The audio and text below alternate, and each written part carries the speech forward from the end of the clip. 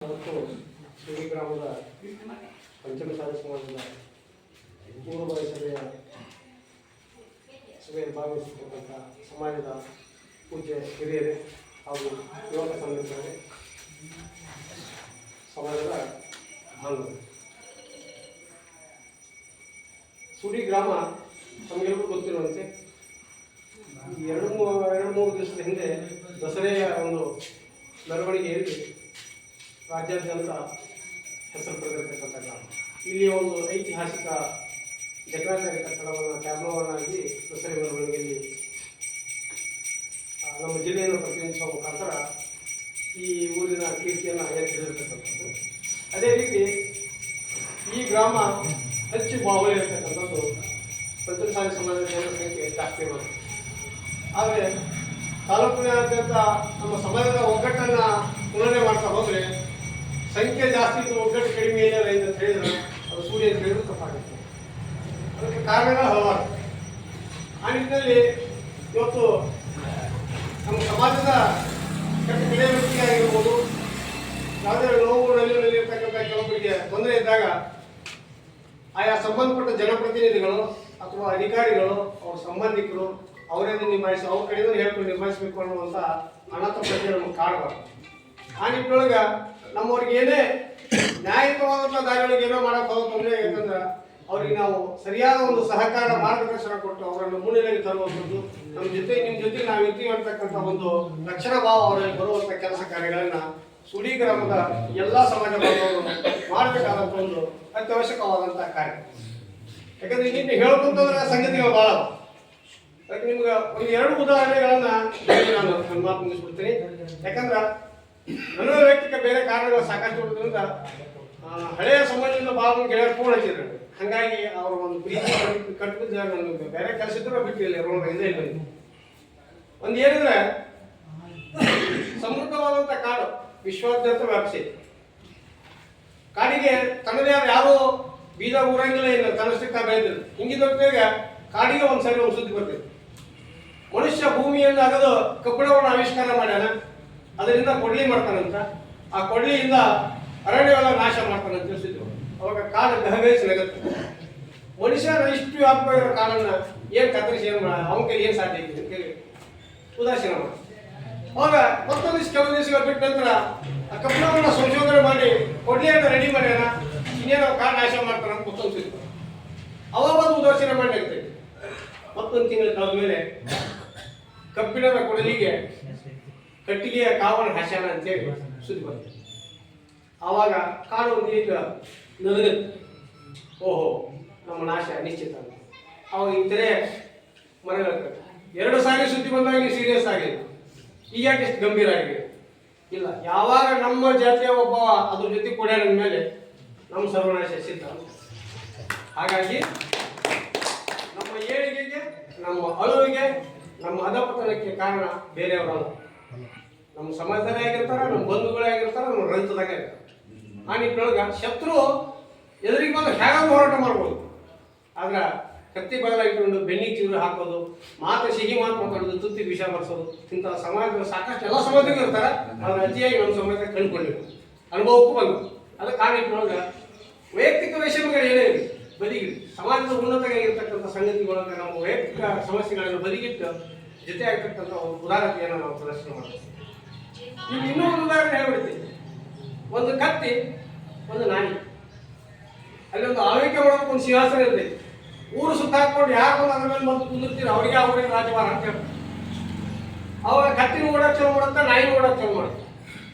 ನಾಯಿ ಹೇಳ್ತದ, ಕತ್ತಿ ಅದೇನು ಮಾಡುತ್ತಾ, ನನಗೆ ಎಲ್ಲಿ ಮುಂದೆ ಅದು ಏನೂ ಅಲ್ಲ, ಓಡಾಡಿ ನೋಡ್ತೀನಿ ಅಂತೇಳಿ 1 ಕಿಲೋಮೀಟರ್ ಮುಂದೆ ಓಡಾಕ್ಬಿಟ್ಟು ಆಮೇಲೆ ಓಡೋಕೆ ಚಲೋ ಮಾಡುತ್ತೆ. ನಾಯಿ ಎಲ್ಲ ಓಡಾಕೆ ಹಾಕ್ಬಿಡ್ತು. ಕತ್ತಿ ಹೋದಾಗ ಭಾಳ ಅಂದ್ರೆ ಒಂದು ಎರಡನೇ ಅದು ಬದಿರಿದ್ದು ಹಿಂಗೆ ಸರ್ಬಿಟ್ಟು. ಆದ್ರೆ ಈ ನಾಯಿ ಓಡಾಡ್ಕೊಂಡು ಹೋದಾಗ ಇಷ್ಟು ನಾಯಿ ಮುಚ್ಚಿ ಹಾಕ್ಬಿಟ್ಟು ಒಂದು ಬಾಲ ಕಡಿತೀವಿ, ನಾಯಿ ಕಾಲು ಹಿಡಿತೀವಿ, ಎಲ್ಲಿ ಕಡೆ ಓಡಾಕ ಬಿಡುದು ಬೆಣ್ಣೆ ಬಿಡ್ತಾವೆ. ಆ ಇಷ್ಟು ಎಲ್ಲ ಓಡಿ ನಾಯಿ ಜೊತೆ ತಪ್ಪಿಸ್ಕೊಂಡು ಬಂದು ಸೇವಸ್ಕೊಂಡು ನೋಡಿದ್ರೆ ಕಟ್ಟಿ ಕುಂತು ಬಿಟ್ಟಿರ್ತಾರೆ ಮೇಲೆ. ಇದ್ರ ತಾತ್ಪರ್ಯ ಇಷ್ಟೇ, ನಮ್ಮವ್ರೊಬ್ರು ಹೊಂಟಾರಂದ್ರೆ ನಾವೇ ಅವರಿಗೆ ನಾಯಿಕನ ಹೆಚ್ಚಾಗಿ ಕಡ್ದಾಡಿ ಹಿಂಗೆ ಕಾಲು ಎಳಬೇಕು, ಇವ್ನು ಕೆಡಬೇಕು, ಇವ್ನು ಸಿಗಿಸ್ಬೇಕು, ಇವ್ನು ಮುಕ್ಕಲ್ ಮಾಡ್ಬೇಕು ಅನ್ನೋ ಉಂಡಾಗೆ ಇರ್ತೀವಿ. ಇದ್ರೊಳಗೆ ನಮ್ದು ಹಾಳಾಗತ್ತ, ನಾವ ನಷ್ಟ ಅನುಭವಿಸ್ತೀವಿ, ನಮ್ಮ ಮರ್ಯಾದೆ ಕಡಿಮೆ ಆಗುತ್ತೆ, ನಮ್ಮ ಸಮಾಜ ಇದಾಗುತ್ತೆ ಅನ್ನುವಂಥದ್ದು ಒಂದು ಕನಿಷ್ಠ ಕಲ್ಪನೆ ಮಾಡ್ತಿರೋದು. ಅದಕ್ಕೆ ಇಂಥ ಉದಾಹರಣೆಗಳು ಸಾಕಷ್ಟು ಹೇಳಬೇಕು. ಅವನ್ನ ಎನಿಸಲಾಗ ಇನ್ಮೇಲೆ ಆದ್ರೂ ಬಹಳ ದಿವಸ ಆದ್ರೂ ಒಳ್ಳೆ ವಿಚಾರಕ್ಕೆ ನಾವೆಲ್ಲ ಇಲ್ಲಿ ಸುಡಿ ನಾಗರಿಕರು ಒಂದು ಕುಡಿಯೋದ್ರಿಂದ ಭಾಳ ಖುಷಿ ವಿಚಾರ. ಅದಕ್ಕೆ ಈಗ ಶರಣಪ್ಪನವ್ರು ಮಾತಾಡ್ತಾ ಹೇಳಿದ್ರು, ಯಾರು ಏನಾದ್ರು ಕಾರ್ಯಕ್ರಮಗಳಿರ್ತಾರೆ ಅವ್ರು ಹೇಳಿದ್ರೆ ಆಮಂತ್ರಣ ಕೊಟ್ಟರೆ ಅಷ್ಟೇ ಹೋಗು. ಯಾವ ಹೋಗು ಪುಣ್ಯ ಕಾರ್ಯಗಳ ಮಠ ಮನೆ ಕಾರ್ಯ ಯಾರು ಹೇಳಬೇಕಾಗಿದೆ. ಅವ್ರು ವೈಯಕ್ತಿಕ ಮನೆಗೆ ಬರ್ತಡೇ ಐತಿ, ಲಗ್ನ ಐತಿ, ಮತ್ತೊಂದು ಮನೆ ಏನೈತಿ ಹೇಳಿದಷ್ಟು ಅವ್ರು ಹೇಳಿದ್ರು. ಆದ್ರೆ ನಮ್ಮ ಸಮಾಜದವರು ಅಂತಕ್ಕಂಥ ಕಲ್ಪನೆ ಇತ್ತು. ಅವ್ರ ಮನೆ ಒಬ್ರು ತೀರ್ಕೊಂಡಾಗ ಸ್ವಲ್ಪ ಕಷ್ಟ ಐತಿ ಏನಾಯ್ತು ಅಂದಾಗ ಕಿವಿ ಕೇಳಿನೂ ಸುಮ್ಮನೆ ಇರೋದೇನೈತಲ್ಲ, ಅದು ನಮ್ಮ ಸಮಾಜಕ್ಕೆ ಮಾಡ್ತಕ್ಕಂಥ ದ್ರೋಹ. ಅದಕ್ಕಾಗಿ ಯಾವುದೇ ಕೆಲಸ ನಾವು ಪೂರಾಗಲಿ ಅಂದಮೇಲೆ ಅವ್ರ ಕಷ್ಟದೊಳಗೆ ಹೋಗಿ ಭಾಗಿಯಾಗೋಣ. ಆ ಒಂದು ಕಾರ್ಯದೊಳಗ ಮುಕ್ತಿ ಕಾರ್ಯದೊಳಗೆ ಭಾಗಿ ನಮ್ಮ ಕೈಗೆ ಎಷ್ಟಾಗತ್ತೆ ಅಷ್ಟೇ ಸಹಾಯ ಸಹಕಾರ ಕೊಟ್ಟು ಅವ್ರ ಜೊತೆ ಹೇಳಿ ಒಂದೆರಡು ಸಾಂತ್ವನ ಮಾತು ಹೇಳಿ ಸಮಾಜದವ್ರು ಯಾವತ್ತು ನಿಮ್ಮ ಜೊತೆ ಇರ್ತಾರೆ ಅಂತಕ್ಕಂಥ ಒಂದು ಭರವಸೆಯನ್ನು ಹೇಳ್ಕೊಂಡು ಹೋದ್ರೆ ನಾವು ಇತರೆ ಕಾರ್ಯಗಳನ್ನು ಬಹಳ ಮಾಡೋದು ಬೇಕಾಗಿದೆ. ಆ ನಿಟ್ಟಿನೊಳಗ ನಮ್ಮ ಸಮಾಜ ತನ್ನಿ ತಾನೇ ಒಗ್ಗಟ್ಟಾಕೈತಿ. ನೀವು ಈ ಕೆಲಸಗಳನ್ನ ನಾವು ಇಲ್ಲೇನಾದ್ರು ಯಾವಾಗ ಮಾಡ್ತೀವಿ, ನಮ್ಮ ಹೊಟ್ಟೆ ಬಿಡ್ತಕ್ಕಂಥ ಮಕ್ಕಳು, ನಮ್ಮಲ್ಲಿ ಇರ್ತಕ್ಕಂಥ ಸಣ್ಣ ಸಣ್ಣ ಮೊಮ್ಮಕ್ಕಳಾಗಿರ್ಬೋದು, ಅವ್ರು ಇದನ್ನ ನೋಡ್ತಾರೆ. ಯಾವಾಗಲೂ ಮಕ್ಕಳು ನಾವು ಹೇಳಿದ್ದೇನೆ ಬರೋದಿಲ್ಲ, ನಾವು ಏನ್ ಮಾಡ್ತೀವಿ ಅದನ್ನ ಅನುಕರಣೆ ಮಾಡ್ತೀವಿ. ಈಗ ನಾನು ಮನ್ಯಾಗ ಜುಟ್ಟ ಸೇರ್ತಿರ್ತೀನಿ, ಮಕ್ಕಳ ಕೈಗೆ ಹೋಗಿ ಒಂದು ಸಿಗರೇಟ್ ತಮ್ಮ ಅಂತ ಕಳಿಸಿನಿ ಅಂದ್ರೆ ತಿಳುವಳಿಕೆ ಒಂದ್ ಸಲ ತಂದು ಕೊಡ್ತಾರೆ, 2 ಸಲ ತಂದು ಕೊಡ್ತಾರೆ. 3ನೇ ಸಲ ತಿಳುವಳಿಕೆ ಬಂದಿಂದ ನೀವು ಒಂದು ಪ್ಯಾಕ್ ತರ ಕಳಿಸಿ ಒಂದು ತಕೊಂಡು ತಂದು ಪ್ಯಾಕ್ ಕೊಡ್ತಾರೆ. ಯಾಕಂದ್ರೆ ನಮ್ಮ ಕಾಯಂ ಪರಿಸ್ಥಿತಿ ಆಗ್ತದೆ ಏನಿದ್ದಿದ್ರಾಗ ನಾಳೆ ಯಾಕೆ ಶೇರ್ ಮಾಡ್ಬಾರ್ದು ಅಂತ. ಅದಕ್ಕಾಗಿರುವಾಗ ಚಲೋ ಕಾರ್ಯಗಳನ್ನ ಮಕ್ಕಳಿಗೆ ತೋರುವಾಗ ಅವ್ರನ್ನ ಮುಂದಿಟ್ಟು ಮಾಡಿ. ನಿಮ್ಮ ವೈಯಕ್ತಿಕ ಲೋಪದೋಷಗಳು ನಾವು ಕಲ್ತಿರ್ತಕ್ಕಂಥ ಬಿಡಕ್ಕಾಗೋದಿಲ್ಲ, ಅವು ನಮ್ಮ ಜೊತೆ ಚಟ ಜೊತೆ ಬರ್ತಾ ಹೊಡೆಯೋದು ಇತ್ತು ಅಂದ್ರೆ ದಯವಿಟ್ಟು ಒಂದು ಮಕ್ಕಳ ಕೈಲಿ ಅವ್ರು ಧರಿಸಿಕೊಂಡು ನಮ್ಮ ಚಟಗಳನ್ನು ಪೂರೈಸಿಕೊಳ್ಳುವಂತ ಇಂಥ ಕೆಲಸಗಳನ್ನು ಬಿಡಿ. ಅದೇ ನಮ್ಗೆ ಕೊಡ್ತಕ್ಕ ನಾವು ಮಕ್ಕಳಿಗೆ ಕೊಡ್ತಕ್ಕಂಥ ಒಳ್ಳೆಯ ಸಂಸ್ಕಾರ. ಇದು ಬೇರೆ ಏನು ಶಾಲಾ ಕಾಲೇಜುಗಳು ಸಿಗೋದಿಲ್ಲ. ನಾವೆಷ್ಟು ಹಿರಿಯರು ಅಳವಡಿಸ್ಕೊಂತೀವಿ ಅಷ್ಟು ಅನುಕರಣೆ ಮಾಡ್ತೀವಿ. ನಾವು ಹೇಳಿದ್ರು ಮಾತಾಡೋದು ಬಹಳ ಸುಲಭ, ಮಾಡೋರ ಸಂಖ್ಯೆ ಕಡಿಮೆ ಅಂತ ಹೇಳಿದ್ರು. ಇದು ಅದು ಕೂಡ ಇಲ್ಲ. ನಾವು ಆಡುವ ಮಾತುಗಳ ಹೆಚ್ಚು ಮಾಡೋದು, ಆದ್ರೆ ಆಡಿದ ಮಾತುಗಳು ಗುಲಾಮ. ರೂಢಿಯೊಳಗೆ ಅಳವಡಿಸ್ಕೊಳ್ಳೋದು, ಅದನ್ನು ಮೈಗೂಡಿಸ್ಕೊಳ್ಳೋದು ಭಾಳ ಕಡಿಮೆ, ಮಾತಾಡೋದು ಭಾಳ. ಅದರ ಕಾರ್ಯಕ್ರಮದೊಳಗ ಈ ಸಾರಿ ಮೆರವಣಿಗೆಯನ್ನು ಮೊದಲನೇ ಸಾರಿ ಕೂಡೋದ್ರಿಂದ ಹುರುಪು ಜಾಸ್ತಿ ಇರ್ತೈತೆ. ಉಳ್ಳವರು ಭಾಳ ಮಂದಿ ಇರ್ತಾರೆ, ಚಲೋ ಮಾಡಿದ್ರು ಒಳ್ಳೇದಾಯ್ತು, ನಂದಿಷ್ಟು ತಗೋ ನಿಂದಿಷ್ಟು ತಗೋ ಅಂತೇಳಿ ಯಥೇಚ್ಛವಾಗಿ ಬಂಡವಾಳ ಕ್ರೋಢೀಕರಣ ಮಾಡಿ ಒಂದು ವಿಜೃಂಭಣೆ ಮೆರವಣಿಗೆ ಮಾಡಿಬಿಡುದು. ಆದ್ರೆ ಇನ್ನೊಂದು ವರ್ಷಕ್ಕೆ ಸೀಮಿತ ಅನ್ನೋ ಹೇಳು ಪ್ರಶ್ನೆ ಬರ್ತದೆ. ಅದಕ್ಕೆ ಆ ನಿಟ್ಟಿನೊಳಗ ಒಂದು ಚೆನ್ನಮ್ಮನ ವಿಜಯೋತ್ಸವ ಅಥವಾ ಜಯಂತಿ ಮಾಡ್ತೀವಿ ಅನ್ನೋದಾದ್ರೆ ಒಂದು ಊರಿನ ಹಿರಿಯರ ಮತ್ತು ಯುವಕರ ಸಮ್ಮಿಳಿತಗೊಂಡಿರ್ತಕ್ಕಂಥ ಒಂದು ಸಮಿತಿಯನ್ನ ನೇಮಕ ಮಾಡ್ಕೊಂಡ್ರಿ. ಅದರೊಳಗ ಅವರೇ ಯಾಕ ಇವರೇ ಯಾಕ ಅಂತಕ್ಕಂಥ ಭೇದ ಭಾವ ತೆಗೆದು ಹಾಕ್ರಿ. ಎಲ್ಲರೂ ಆ ಕಮಿಟಿಗೆ ಸದಸ್ಯರಂತ ಭಾವಿಸ್ರಿ.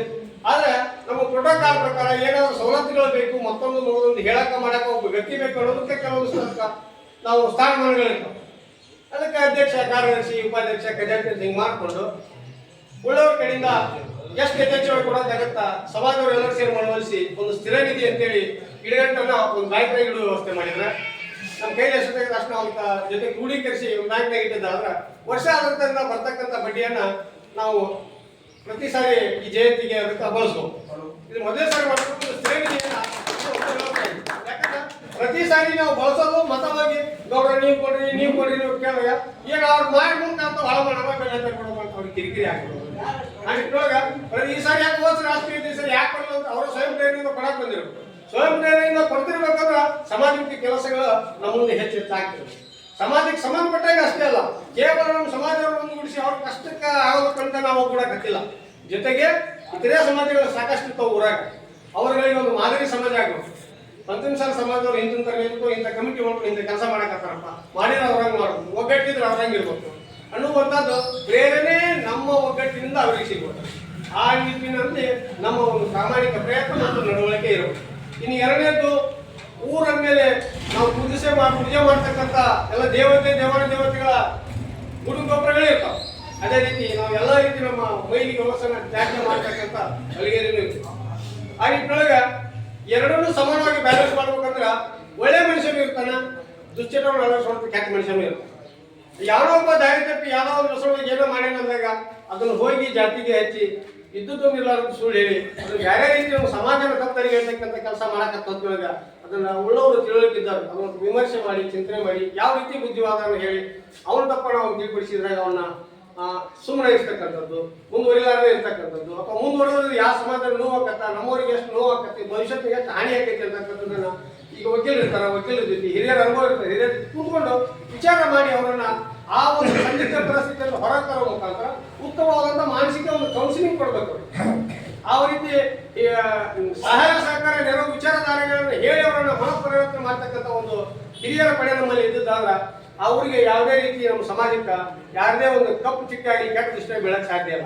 ಯಾಕಂದ್ರೆ ಒಂದು ಹೇಳ್ಬಿಡ್ತೀನಿ, ಸ್ವಾರ್ಥ ಕಡಿಮೆಯಾಗಿ ನಾವು ಸಮಾಜಕ್ಕೆ ಜಾಸ್ತಿ ಒಳ್ಳೆ ಉತ್ತಮ ಚಿಂತನೆಗಳೊಂದಿಗೆ ನಮ್ಮ ಜೀವನ ನಾವು ಸಾಗಿಸೋದಾದ್ರೆ ನಮಗೆ ಎಷ್ಟೇ ಕಷ್ಟ ಬಂದರೂ ಕೂಡ ಮುಂದೊಂದು ದಿವಸ ನೆಮ್ಮದಿ ಕೆಟ್ಟಿಟ್ಟು ಗೊತ್ತಿರ್ತದೆ. ಹಾಗಾಗಿ ದಯವಿಟ್ಟು ಎಲ್ಲರೂ ಒಂದು ಒಳ್ಳೆ ವಿಚಾರಕ್ಕಾಗಿ ಇಲ್ಲಿ ಅಕ್ಕ ಮಹಾದೇವಿ ಅಂಗಡಿಯೊಳಗೆ ಸೇರಿವಿ.